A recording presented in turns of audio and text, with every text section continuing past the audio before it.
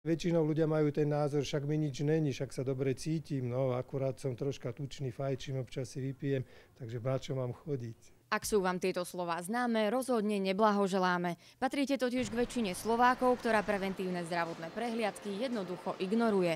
A to aj napriek tomu, že na ne máme právo. Môžete sa informovať aj na svojej zdravotnej poisťovni, môžete si nájsť aj rôzne informácie na internete, najlepšie je však informovať sa u svojho ošetrujúceho lekára. Pozvánku od lekára však určite nečakajte. Za minulého režimu to bola povinnosť, dneska to tak nie je. Hoci vás lekár nepozve, v ambulancii ste vítaní. Stačí sa objednať a na prehliadku si vyhradiť asi 20 minút.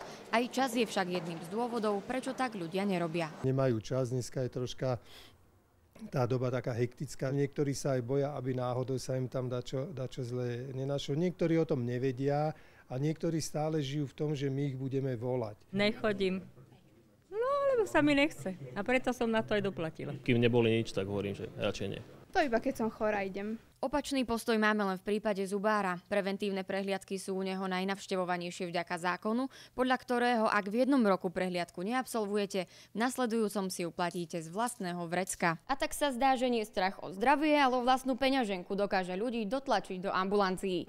V iných odboroch je však takéto prinútenie neprípustné. Na základe neabsolvovania preventívnej prehliadky následne si museli platiť takúto finančne náročnú liečbu a rozhodli by ste sa o nej platiť, prichádzate o život, čiže tieto paralely sú veľmi problematické. Dominika Heriaková, televízia JOJ.